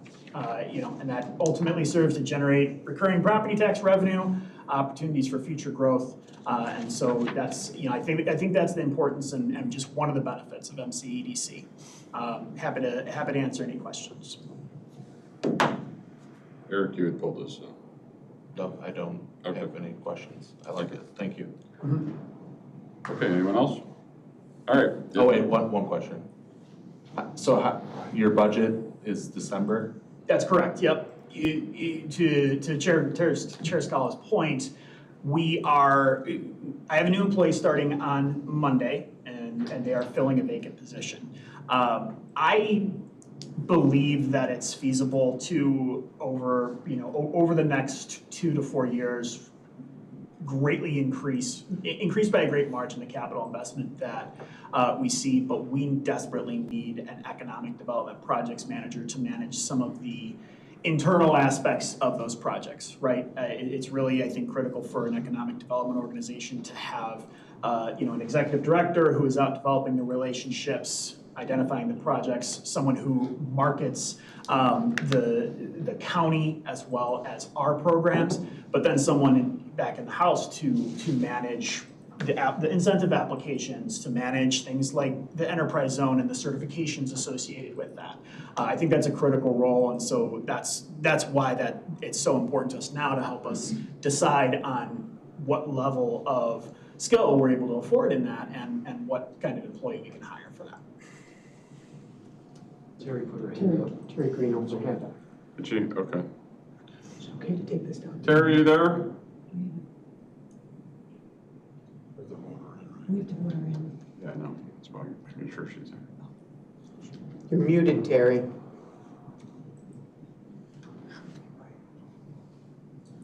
I'm sorry, I am here. I'm just in a tough situation, but Okay. this didn't already come up. Terry, Can you hear me? Yeah, we need to vote you into the meeting, so can you hold on a second? You bet. Okay. I'll entertain a motion to allow Terry to end call in remotely. Larry, you motion. Eric, you second. Terry, I just need you to say why you're calling in remotely. Medical emergency with my husband. Okay, that's fine. That's all those in favor say aye. Aye. Any opposed? Okay. All right, Terry, you're in now. Go ahead. Yeah. Question, and I may have missed this because I just got in the last maybe 10 minutes. What fund does this come from? This would be the Economic Development Fund 302. Yeah, it'd be Economic Development Fund 302. Yes, we did have that discussion already. Oh, can you just recap it for me, please? Sure. It's a fund that currently is where all of the economic development, so Visit McHenry County, MCEDC, GSEP, all those entities come out of. That fund is, I don't know if it's completely at zero, but it's relatively speaking close to zero. And that the administration would be coming up with a revenue stream to fund that for next year's budget. The administration, as in, what does that mean? The county administration. The county administration. So Scott would be coming up with a way to fund the economic development? Correct. And it wouldn't affect the levy? That TBD. Yeah, Scott preferred to not have those discussions in a public meeting, so he deferred that, not deferred it, but he just said that he has ideas but didn't want to share them publicly in a public meeting. Okay, so we do have to address the funding before we vote on whether or not we can do this. I think a discussion with Scott would be probably, if you have that question, you should call Scott. Well, no, the whole county board will have that discussion before we vote on it. That's what I'm asking. Yes. We don't have a way to fund it. So right now, we don't have a way to fund it, so we have to get that question answered first. Okay, thank you. Just wanted to verify that and confirm that. Okay, thank you. So today, we're not voting on funding it, we're just hearing a presentation. No, we're passing a resolution. We're passing a resolution with no way to fund it. No, the resolution, Scott came off mute. that's fine. Scott, you want to address real quick? Yes, yeah, thank you. What we're, Went back on mute, Scott. we're proposing the extension of these contracts and recommending the extension of these contracts to establish a budget priority. When we go into this budget year, we're going to come up with a budget that's going to include a transition of monies into the Economic Development Fund to fund these services. It's all going to be part of a larger discussion, but I think what we want to establish today is that budget priority. The fact that these are really important to just the overall economic development efforts of the county, that there is value to that, there is a return on investment, which both presenters have provided. And as we get into the next several months of the budget, and it's going to be part of a larger discussion, that the county board will be part of it. But the ask is today to establish this as a budget priority. So we know when we go into the budget that this is something that we will have to endeavor to fund. There's going to be opportunities coming up in this budget, and we're going to have more discussions. But as of today, we're asking for the county board to say, yeah, these are important. And when we get into this budget, we're going to contemplate that these will continue, these contracts will continue because of what they provide overall to the county. Thank you. I appreciate that. I truly do. And it's a great presentation. We can't put the cart before the horse. That's why we have this 7.2 shortfall in our budget. So we have to get these questions answered before we can have a resolution to spend money. We budget when we don't have the resources to cover the budget, and we don't cut our spending. And this is a pattern, and then say, people want things like a look back, and to shift taxes to a sales tax and then still increase, bring it back to a levy. We can't do that. So we need to have the funding before we're passing a resolution to spend money. I'm not going to go buy a house when I don't have any money. I'm not going to sign a contract for a mortgage when I have no way to fund it. I'm just saying it's a little thing. These are the little things that add up. We keep having them. Is there anything else, Terry? No. Okay. All right, then we'll go to vote on item 7.8. Carolyn? Yes. Larry? Yes. John? Yes. Brian? Yes. Eric? Yes. Terry? No. Okay. Motion carries. We are on to item 7.10.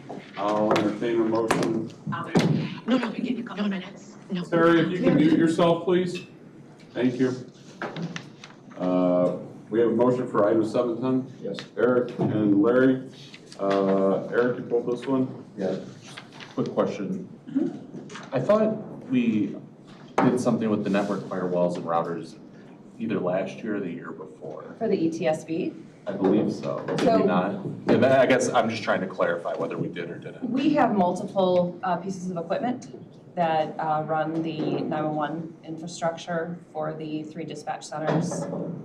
So we utilize our investment plan, and in that process, we have hardware that we monitor as far as when the end of life for those devices are coming up, so we can replace them effectively.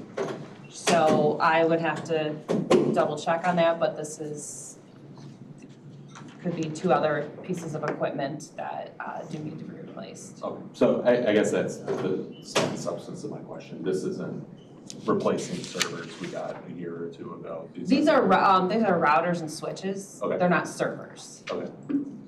But They're the it's firewalls. It's not what we spent it on a year or 2 Without knowing ago. what specifically you're speaking to, I can't answer that question. We've replaced servers, Okay. but these are the firewalls and routers that keep the bad people from coming in to attack our infrastructure and our equipment. Well, I guess the easy way to answer, for the equipment that it's replacing, Mhm. How many years has it been in service? Because if it's more too, then It should be I have no other questions. Between 4 to 5, because it has a 5-year software support. Okay, So over 5, up to 5. that's my only question. Okay. Okay, any other questions? All right, we'll go to vote on item 7.10. Larry, you're up first. Yes. John? Yes. Brian? Yes. Eric? Yes. Carolyn? Yes. Terry?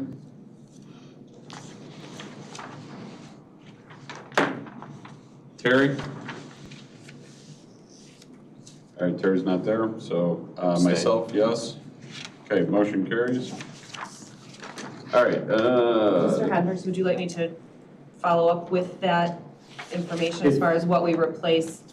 It made sense to me because in this, the server, what is it called? This software The service. service play, it's 5 was years. So I assumed it was 5 years? but Yes. Okay. Yeah, and I apologize, our Assistant Director, Randy, he is doing technical training this week, so he wasn't able to be here. He would know that answer right off the top of his head. No, I'm very confident.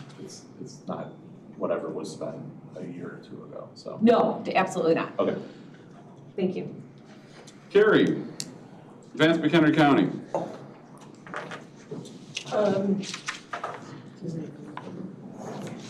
I sent the update out to everybody. We're chugging along. We are about 85% complete overall, so that's good. All of the programs are moving along. We do have one program, one public program, that the Senior Tech Connect out of Harvard. They went through some executive director changes and had some issues with billing. They were able to get their stuff in, and it looks like they're not gonna be able to use all of it. She is going through to see what she could use for the rest of the year for the program.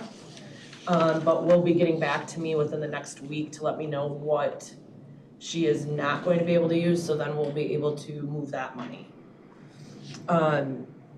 We do have a couple internal projects that are coming in a little under budget, like $5,000 here, or $10,000 here. So I'm going through all of those and trying to see where we can move that money to, so that we just don't have any remaining. That's the objective. Yes, Question? yes, On the outside money, like the community, yep. if they're not able to spend that or whatever left, can that be, does it have to stay outside of the county, our use, or can we use it for something internal to us? We're allowed to move it that way. We As long can, as we can it's- move it, it just has to be in the same bucket Right. of program. But it can be Programming. a county bucket The versus community a community versus bucket. county is That's our designated by the directive. board, Yeah. not the US Treasurer. Okay, that's, So we can move it, just has to be in the same bucket as the designation of what it was. okay. Well, for a project that is coming in under budget or not using all of the money but has spent some, we have more leeway on where it can go. Oh, I see what you're saying. So it has to be an approved ARPA project.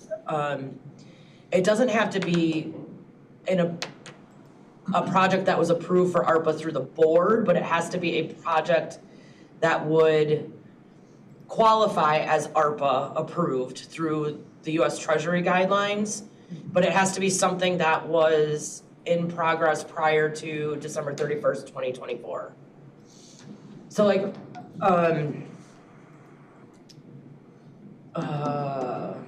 So what bucket is this money in now? They may not get used outside, not the internal. Outside. the outside money, I'm sorry, I don't have the expenditure category here, but for that one, it doesn't matter. Because they've spent money. Because they've spent money, Okay, so that one could be moved to any of our approved projects. And I'm sorry, I was being a little, we have one project, one of the health department CMAP projects. It's Love Your Heart through Advocate Health. It was a diabetes type screening project. They were awarded $20,500. They are not going to be able to use that money. The only other ARPA project that we have approved that is in that category is the mobile clinic, which we don't need more money in. So the thing that we can do, I spoke with Bronner, the thing that we can do, kind of what I was saying is, our health department runs different diabetes screening type things. And as long as they were doing it prior to December 31st, 2024, we can offset those costs with that, if it's the same type of program. Because it falls into the ARPA expenditure categories. And it was approved prior to the 2024, so we could move that money there. That one has more restrictions and needs to be within the same expenditure category because that program never started. They haven't spent a dime. Does that make sense? So if it started, it can go, there's more flexibility. Where is that flexibility? Does it also have to be a project that was approved before 2024? It's still the same thing, right? But It can- where it can go is It more has to be an broad? approved Yes. project, So in any case. but it's in not- any category. Okay. Yes. All right. so what about the Narcan one? Narcan, they are moving along. We've had several meetings with them on both of those, and that one is moving along. We just have not got the reimbursement yet. So would capital have to stay in capital though? It does, right? Like any of the capital projects, or is that not anything? No, so if a project started and they have spent money, it could go to any of our approved projects. So just for example, if we needed, my position's ARPA funded. There is not enough money to cover this whole year. There's only like $33,000 left in that project. We could move money from any of the projects that are coming in under budget or not using all of their money to that project to fund the rest of this year. Does that help, make sense? I'm picking up what you're putting down. Okay. And what I'm trying to do is figure out the best options for you guys and bring forward like the ones that might need it or the ones that are coming in short or I mean, that would be the best way to use the extra funds. So what have we given them as a drop dead? Because to me, I don't want to be waiting until November to sit there and try and figure out how to spend in a month whatever's left over. Yeah, so I'm hoping to come next month with resolutions on moving or ideas on what we need to do. Yep. I'm really not concerned with any of the other one. I mean, there's one other CMAP one that I've talked to that they may not be able to use all of it, but other than that, I'm not concerned with any of the other public projects.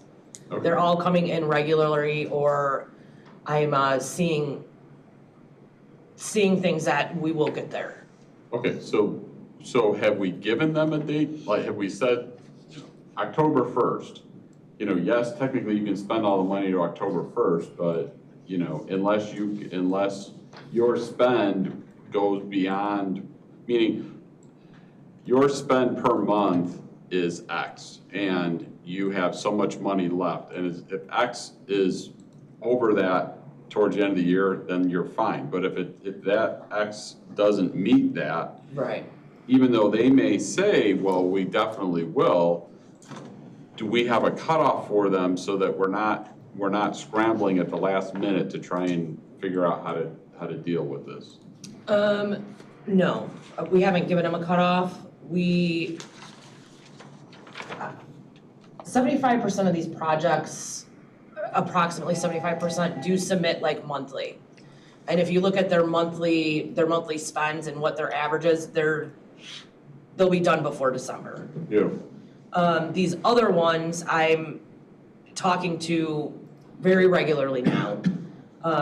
My goal is to know by the end of the summer if they're, if I'm not seeing, if they're not getting the reimbursements, and even though they say they're going to, we're gonna have to move money. Okay. We're gonna give you to the end of the summer or whatever date we decide to get these in. If you don't get them in, then we're gonna have to move forward, because you can say that you have them, but if you're not putting them in, that makes me nervous. That doesn't do any good. And all of them have been very receptive, and they're all, the majority of these are nonprofits that we're having some issues with. And they know how the grant cycles work, and they would rather the money go somewhere else in the community. They're not, they don't want to not use it or have it be spent. They know how it works. Yep. Ambulances are starting to come in finally, so we're good there. One came in, the other two are supposed to be here soon, so those ones will be done. Those were getting a little nervous about those, but they're coming now, so. I was gonna ask a question about that, so thank you. Why do we, if it's been ordered and they've spent a certain amount of money in the order, why don't we kind of say that's done, even though it hasn't been delivered? It's going to be delivered. Because the way the board approved it, we're a reimbursement grant, so technically the project isn't done with us until we have reimbursed them for the full project. So, and we can't reimburse them until they receive it and have paid it.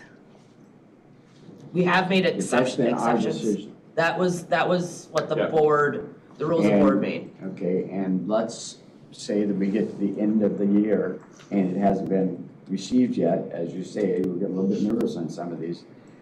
We're just not gonna say, okay, we're not gonna give that money.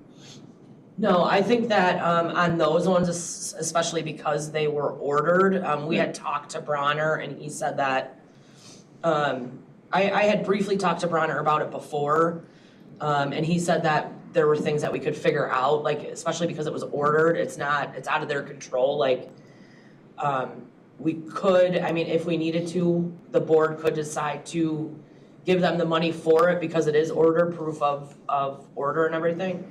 But I don't think we're gonna come to that now because like I said, the one has been delivered, they were all ordered at the same time.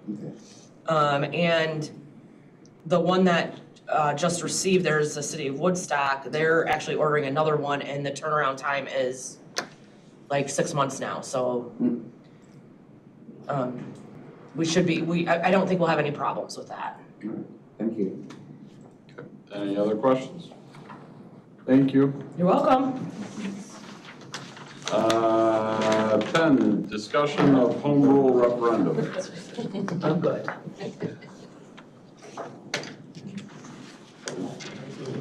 I don't, you sent out something, so, Well, Joe's the chief of this one. okay. This is my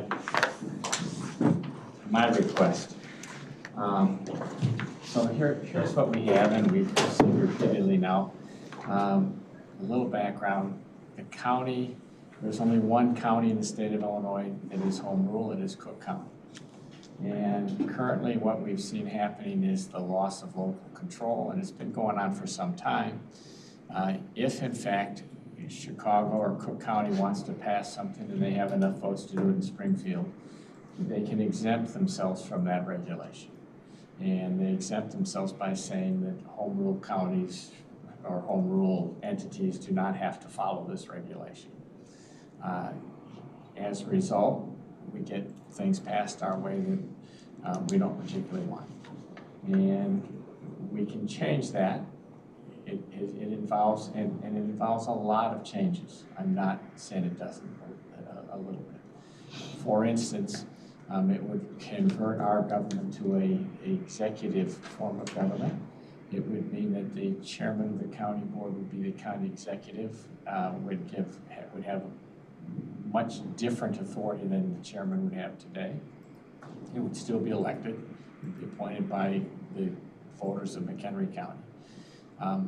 As a county board, we would still exist, but we would be a legislative body, much like the legislature is in Springfield and the governor is the county executive.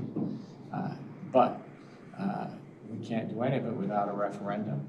I think that we ought to at least ask the voters of McHenry County if they'd like to look at it and continue to operate this way or to operate a new way. And that's why I'd like to see it go forward.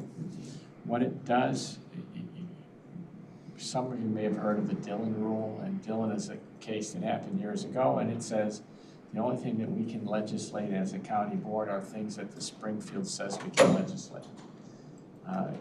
County home rule reverses that and says we can legislate on anything that we deem is appropriate for our local municipalities and local bodies and constituents, unless the state legislature passes something that says we can't.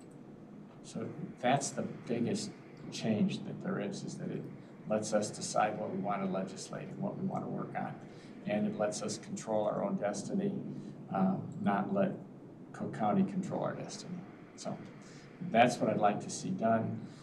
There's been a debate on the other two committees it's in front of as to whether it should be a binding referendum now or an advisory referendum. I'm agnostic about it. I'd be happy to take either one to see what the public wants to do and have the chance for this to be discussed. And I'd be happy to answer any questions. I just have one initially. What would prevent Springfield, similar to what they do now, which would say this is exempt from home rule over 3 million, 4 million, pick a number? Once it's exempt from home rule, it's exempt from home rule. It doesn't matter. They can't carve out the size. They can still carve out the size. They can do that as a separate thing because I agree with you, they do that, but that's not a home rule question. Well, but right now they have legislation that says this only impacts counties, above. X size. Yeah, whatever. And they could still do things like that. But they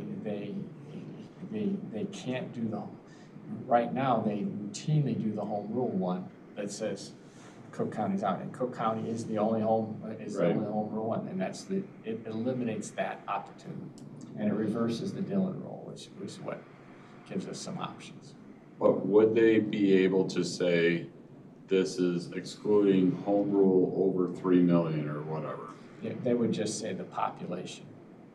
They wouldn't need to say home rule. That would still be that's still possible. Okay. So it wouldn't necessarily get rid of all of them, no. Yeah. But it would get rid of anyone that, it's an exception that Chicago or that Cook County wouldn't have anymore. If they accepted themselves as home rule, then we would also be accepted as home rule. Is that retroactive? Yes, I know, I don't know that I ever looked at that, to be honest with you, but I suspect it would be. Once you become home rule, you've now become home rule. Why would the rules not apply to you that are home rule?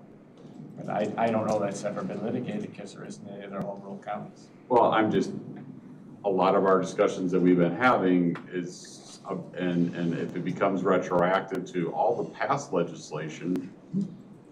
I would think it would be. You've now changed your form of government to become, you know, a home rule county. But to your point, they could come back again Sure. and say, okay, well, now we're going to exempt that. And they could change that right back to where they were. We can't stop Springfield from, you know, directing legislation against McHenry County. But I can say that with this, they no longer have the same, what they've been using for years of saying, you know, home rule does not apply, or it does not apply to home rule counties, and they got all the votes that come out of legislators in Cook County. Suddenly, it's really easy to pass that because it doesn't apply to their constituents. This makes them have to worry about it also doesn't apply to McHenry County's constituents. If it's such a good law, we should all be following it. It shouldn't be exempt for Cook County. Brian? Been involved in the conversation before, as some of the others here have. I'm all for it. I think it's the right thing to do. I think we do have to consider certain types of things. Number one, the home rule status for municipalities, which is slightly different, but home rule status for municipalities has not totally protected municipalities because frequently the legislature says this applies to all, whether you're home rule or whether you're not. And that's, solar is an example of that, right? So that's one issue.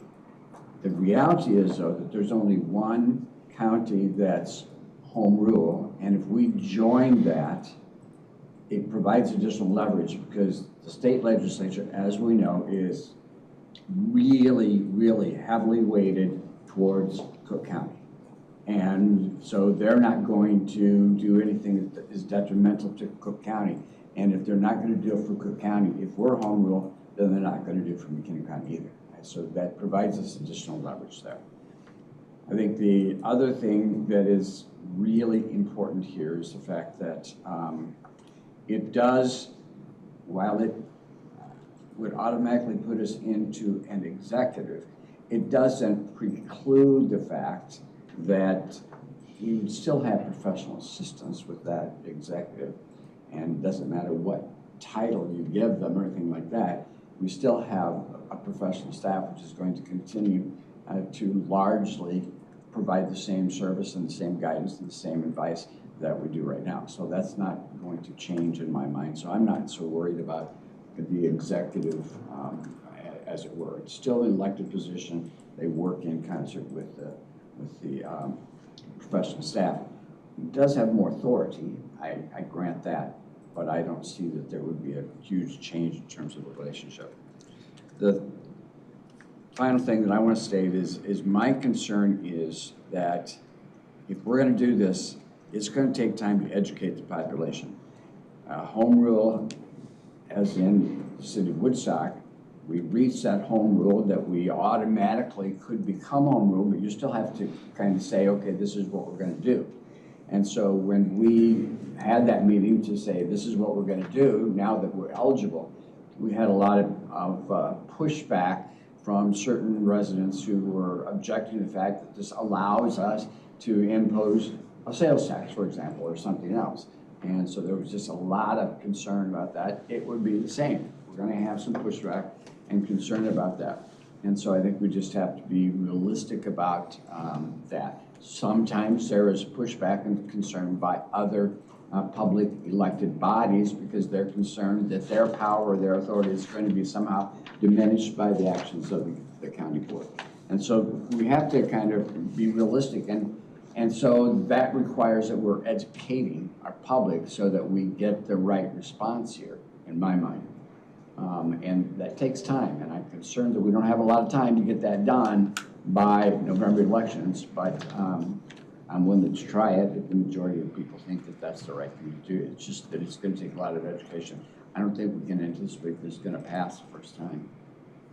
So, but I don't go for advisories. If you want to put it on the ballot, put it on the ballot. Find out what people think. Make it happen. Can I just ask, you made a comment, and I'm gonna have to give you a few minutes, but you made a comment that the municipalities might be concerned. Is there additional authority that we would have as a county over our municipalities that we don't have now? I see other elected bodies may be concerned. Oh, other like, but I interpreted it that way, so, okay. Right. All right. I mean, just it wanted could be to the put it- conservation district, for example, or Springfield, or whatever, you know. Okay, I got you, all right. So, I was just gonna ask real quick, did the answer ever, did we get an answer yet about, can we ask for a home rule independent of the county executive? No one has done it. There are two places where county executive's been adopted, Will County and Champaign County, and they have not done home rule. But no one's done it the other way. So, I mean, it would be right on, it's anybody's guess whether the courts would uphold it or there's a way to do it. I would assume that we can't, and just go forward with that idea, because no one's tried to do it. Well, when do we, and I'm sorry, when do we have to do, when would the decision have to be made? Because July was when it would have to be on, if it's going to be on a ballot in November, it has to be done by July. By the end, it's actually a date in August, but it's after our August meeting, it's before our August meeting. So the last meeting we would have would be July, that we'd actually be able to discuss this. John? I said some of this yesterday, so I apologize for those sort of meeting and do difference to Joe and to Brian. I don't think this is the panacea that people believe it is. This idea that, I get that we have a Democratic governor, a Democratic legislature, and that creates problems and issues. And there's things they do I don't agree with. But there's some idea that Cook County runs what happens. They're not the majority of the legislature. There's other legislatures exist there, and they want to push back on those types of things. And to use that as a mallet to try and drive this forward, I think is not the right thing to do. From an education standpoint, I think it gives people the idea that if we do this, we're free of whatever Illinois wants to do, which is not true. When they passed the solar farm, they put language in there that said home rule counties aren't exempt. When they were looking at the housing development thing, they did the same thing. They put language in there saying counties, home rule counties weren't exempt. So they're smart enough to know, if they want something done, they can work around the home rule issue. They've got that authority and ability to do that under our Illinois Constitution. So the idea that panacea this is going to free us from that type of stuff just is not there. I worry about, the tax implications. It frees us up from PTEL. It frees us up from sales tax implications and other taxes. So it opens up to us the ability to do those things unfeathered. I worry about the executive director and us being just a legislative branch. And, surrounded by staff, but we don't know who's going to be in that position in the future. Okay, so we don't know what the staff might look around that person and what they may advise them to do or not do. There's a lot of things that go along with this.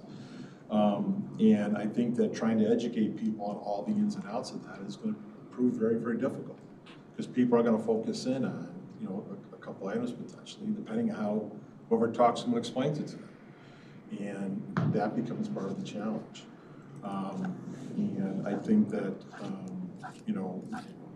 our law and government group every year committee puts together every year things that we want to see the legislator do or not do.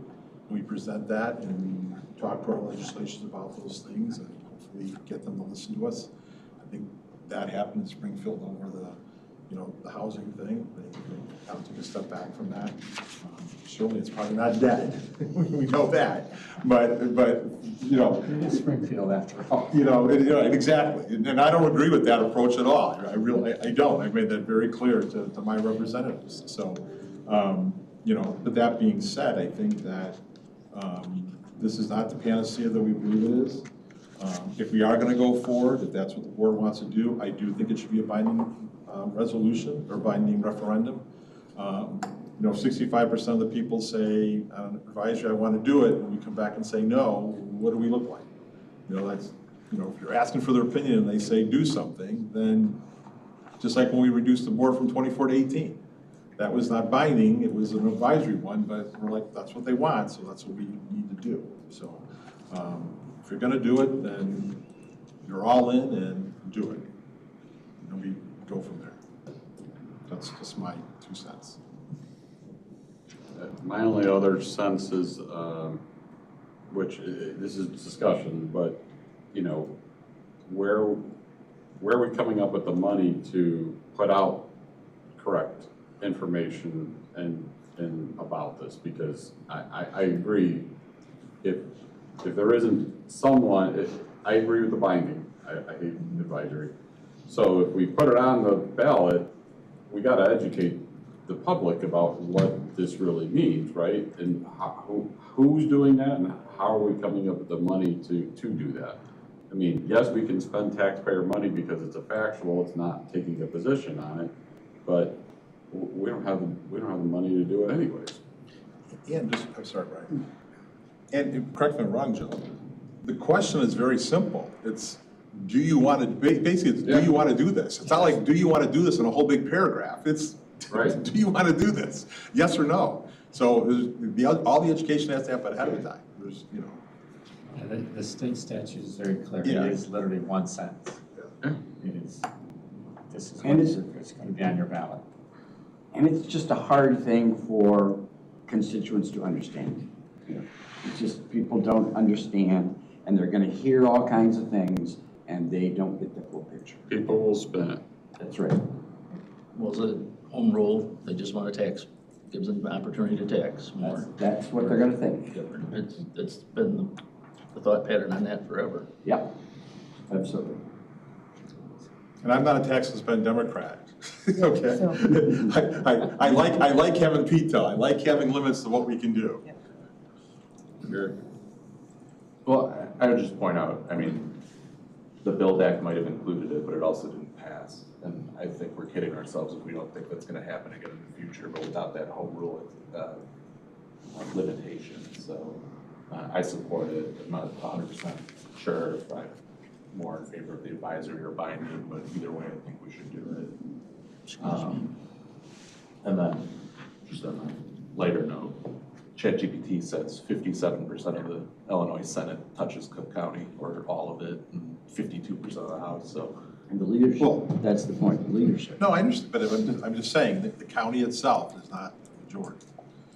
The county itself. In terms of representation. So But the leadership is on one. Yeah. But the elected officials are, yeah. I'm going to leave in a minute. So I am on board with, if it goes forward, I do think it needs to be binding. I think that if we think we're going to commit to this and we think that this is the right way to go, then we should put it out as binding.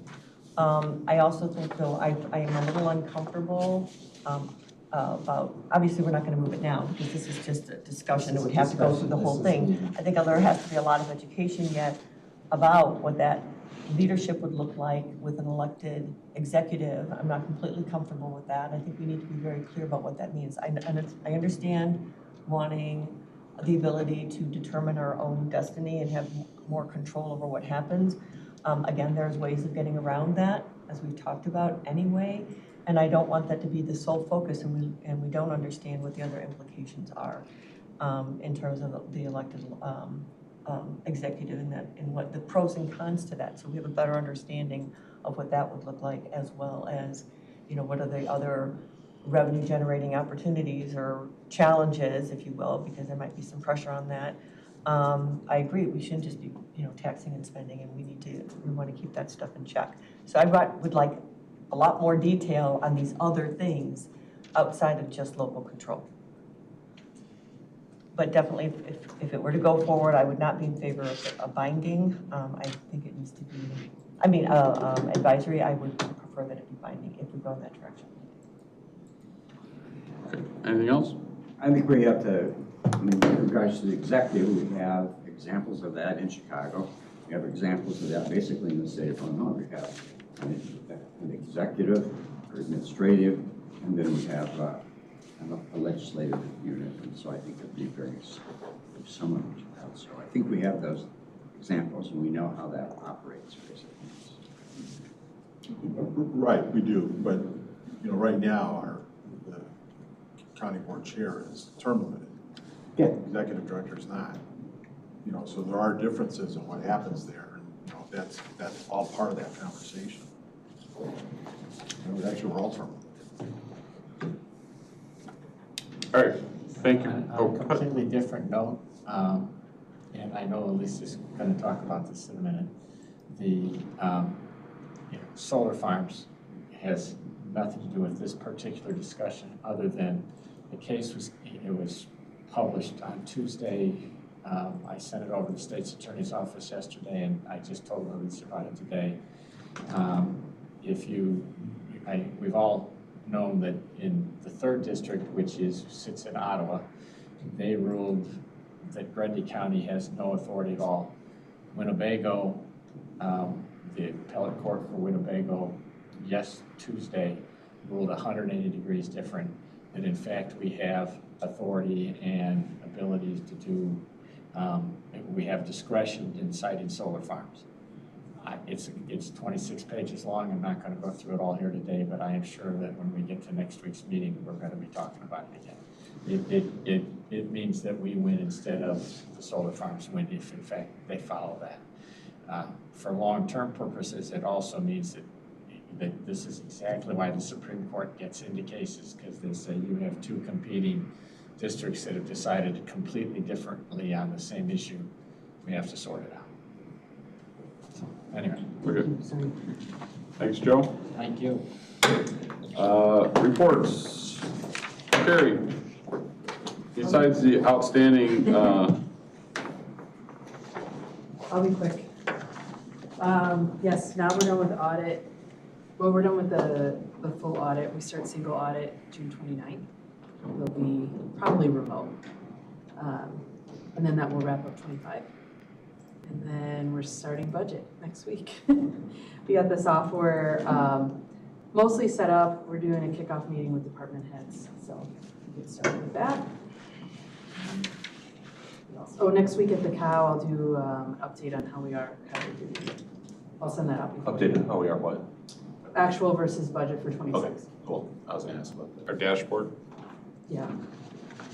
I know.